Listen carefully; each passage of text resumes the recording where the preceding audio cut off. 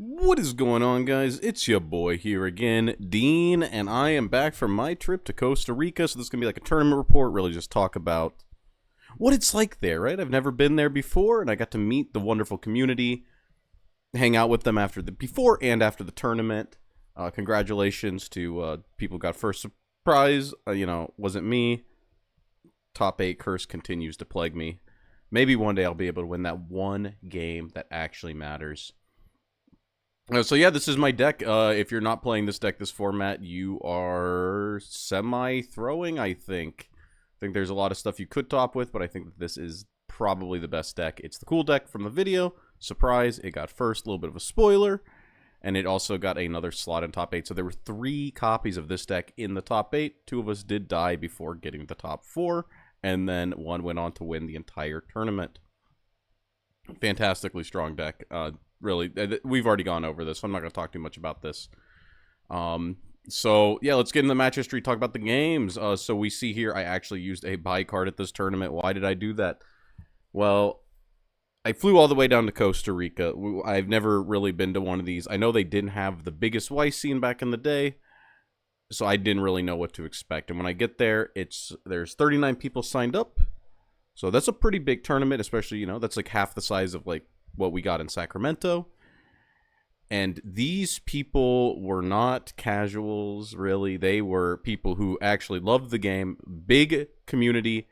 The first thing I noticed was, like, 10 or 11 people with matching, like, jerseys.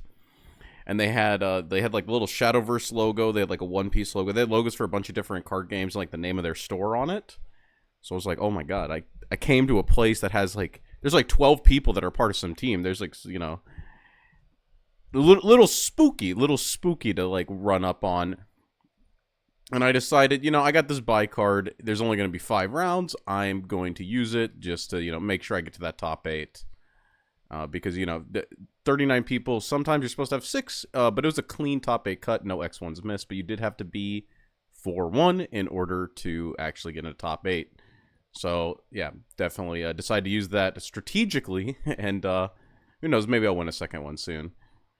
But yeah, go on to the next game is Marvin. He was playing Disdain Dragon. I won the die roll, and I went first. I think this is a horrific matchup for Disdain Dragon because it requires too many, like, sequential cards for them to be in a good spot. The Claw is not good enough because a lot of our cards have 3 health in the 2-drop slot, and then 3-drop and 4-drop all have, like, just too much health, so the Claw never really cleans up our board. And so, yeah, I just kind of tempo him down. He dies on 6. Not really a whole lot to say there. It was just, I think the Dragon is really bad into cool, to be honest. I think it requires a lot, especially if you go first as cool and you see a 1-drop. The game is just kind of over. Next game was against Cheto. He was on Control, like, Float Haven. This game was... I think this matchup is bad to start off, but I think that this game was really messed up as far as what was going on. So my opening hand, when you look at this deck, it was 2 of this 7-drop, the Fumika Sagisawa, 1 of this now, and then it was 1 Ronko. I mulliganed, and I drew 2 Nows, 1 Fumika, 1 Ronko. And I went, like if it wasn't for the fact that the 2 7-drops turned into 2 5-drops, I would have thought it was the exact same hand. So I literally passed the first 3 turns, and then he went turn 3 Karula Evo, turn 4 Karula Evo, turn 5 Jean Evo. The Karula, I managed to kill 1 of the Karulas before the Jean hit. But the Karulas were, like, not even attacking me. They were just sitting there and burning 2 and then, like, refunding mana so he could hold quick removal. It was pretty fucked, I'm not gonna lie. I think the game went... I died after Amar went Evo, because it was, like, a lot of me just trying to stem the bleeding. I didn't, like, get any face damage in. I was more of just focusing on trying to, like, kill the board that was there, because I was so, like, when you pass the first 3 turns of the aggro deck, right, like, you're getting cooked. The game is over. So there's a Deus Ex Machina. It had 6 health. The Karula had 6 health. It was kind of fucked. And I also had a moment. I had like a random moment in the middle of our game where he had 2 Karulas out, and for some reason I thought that when he evoed the second one, he got the mana back instead of end of turn. The confusion there was the I've been playing a lot of digital, and Karula in digital, if you've been playing that draft mode, you draft Karula, he refunds mana on Evo, and I just forgot for some reason, despite the fact I have a lot of games on Floathaven, by the way. I'm not a sleeper on it, just so you know. Next up, I fought, I'm sorry if I mispronounced this, Louis Yiso? I don't know. He was on Sword. Sword is very bad into Cool, so that was a pretty decisive victory where it was, he went like, I mean, he had like decent curve. He played cards that took up his mana every turn, but it just doesn't matter. Cool is too fast. I have removal built into bodies more than he does. So yeah, I went first and I kept up the pressure, and the game was over on like 5. Like I said, this deck it's fast. It has removal. Like, right, I was able to not die to this Karula John shit for 8 turns, but like, you know, I did lose. But like, right, we have cards that help us go long, and we have cards that help us go fast. So definitely a pretty quick game. Next up is Sebastian Chavez, and I don't remember. I do want to say that I saw some wild decks, especially in this round 4. Next to me was this Turbo Chad playing Lyshina with Mithril Golem. I'm very sad he didn't top 8. He went 3-2. But I was very excited when I look over. I saw like a Lyshina amulet on board, and then I see the Mithril Golem hit his hand. But yeah, definitely shout out to him for going pretty decent. You know, I liked his brew. He was sitting next to me, so I didn't see him, but in actual bracket. But next up, round 5, Sebastian. Great guy. But he played Dragon, and it was close to the second. I think it was close to the first place Grand Showdown list. It was a little bit different. I think it had the Fumika in it to be able to summon it was so you could summon out the Apostle, or whichever one it is that evos. I think it's the Apostle. And then you could also summon out the guy that pings it, so you get storm damage on like 7 or something. It was just like a 1-of in the deck and a couple other small changes. I think I got back-to-back Draconeered, and he still just died on 7. It just, I don't think Dragon can win the matchup. I'm not going to lie. I think that if, like, Cool opens well enough, the matchup is almost unwinnable. So, yeah, that's kind of the way that game went. And then we went through deck check, you know, and I somehow am 8th seed. I think this bye might have fucked me on as far as, like, my tiebreakers. Maybe I wasn't supposed to use it. But, yeah, so I'm 8th seed, and I get paired into Estabon. Estabon was somebody who I actually took note of before the tournament even started. He was one of the ones in the team jersey. And when I was kind of like checking people's trade binders, you know, I'm not sure what I'm looking for, but just checking them out. And I see this guy, every prize card that you can get. I think he had like a Dark Alice in there. He had 2 King Elephants.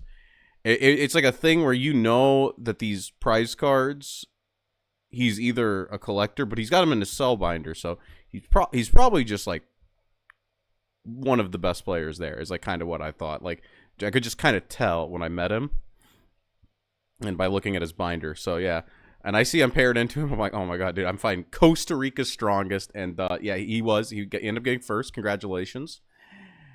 And it was the mirror. So I go, wow, it's literally the exact same 40 cards, right? He's on the exact same deck, right? Everyone's using it. It did well in Japan. Why would we not? And I start messaging some people, and I'm like, guys, I have not prepared for this. I don't think anybody's prepared for this mirror, because like I know that like some of them, they only got the cards like 3 or 4 days before the tournament. So we're both in the situation where we don't really know. We haven't grinded the matchup enough, right? And I go, guys, am I supposed to go first or second? And I'm told second, and I keep going through my head. I'm like, no, I don't think you win going second. I don't think that you win unless you open the nuts and they open mid. And I think that there's like a chance that you just still die. Like, you need almost perfect curve. You need like the perfect answers, and I think you could still just lose. So I mean, I'm gonna get some games on the channel with that to see really about that. So I'm like kind of hoping that he rolls the die because I'm in my head. I'm like, well, I think if I roll high, I'm going to go first. I'm gonna ignore their advice because I just don't want to make this choice though. I'd rather him win the die roll. So we sit down for our game, and I roll a 1. And I think, all according to Keikaku, but that's a little ominous, right? That's a little ominous. So we're going to see what happens. And then he rolls a 6. And I go, okay, well, I don't like this. That's, the die rolls are telling a story. It's kind of what I wanted, but it's also, like, I would like it, maybe, like, if I roll a 1, he rolls a 2 or something. Not the boxcar to Snake Eyes. So he puts me on second. And my opening hand is I shuffled a lot, guys. I shuffled a lot. I promise you. I think looking at this deck, I promise you. I think I shuffled, but I opened 2 Fumikas again, paired with 2 of what is this girl's name? Kanade. I opened 2 Kanades. 2 Fumikas, and I just look at this hand. I'm like, that's all my removal. And I've sat a lot, and I've thought about like what hands you need to have in this matchup. I think it's correct to mulligan this. You need a lot to go right to not like instantly lose to any one of these 1-drops in the opening hand. With this opener, you need a lot of like good top decks in sequential order that are statistically unlikely, especially since they're relying on 7 1-drops. So I mulligan a lot of removal, a lot, and I draw. I think I know that this card was the top card of the deck, and so I am aware of. I'm aware of the fact I would have had a 1-drop. I don't know if I would have had a 2-drop because I know that like in my opener, this was my only 1-drop. This thing, I had this thing. And I think this thing was in my hand or something. This fucking terrible card was in there. And yeah, he opened like this thing, so I was just kind of getting shit on. By like, I take the 3, and then I have the backpack girl, and I have this thing, and he has like a 2-3 on the board, and I'm like really torn on what to do, but I'm thinking it's the aggro matchup. I'm looking at my hand, there's not a lot of removal, but I do have like this thing in my hand, and I'm like, well, I think the only right play for like the way my hand is looking is I'm supposed to trade with this into this. This card is so good. I can't believe this thing is a 3-2. So I have to trade my Evo of the Yukimi into his Hojo, and then I just leave his, because I think he like raw dropped this thing on 2 just because it's playable. And I think I buff this thing to 3, hit face, and then I like my idea is that he has to trade me, and that way I can like also like maybe like once I finally reestablish board, hopefully I'm able to have like at least chipped away his life a little bit. And that was a little greedy. He ends up responding with Yukimi, Evo, buffing this to a 3-3, killing this, and then like the board state is I have to deal with this thing, but my hand is only a now. So yeah, I whiff. I think I drew like this thing twice or something. Like, it was pretty doom. So I ended up dying on like 5, I think 5 or 6. Oh, yeah, I died on 6 to this thing Evoing, because that's how much damage I took.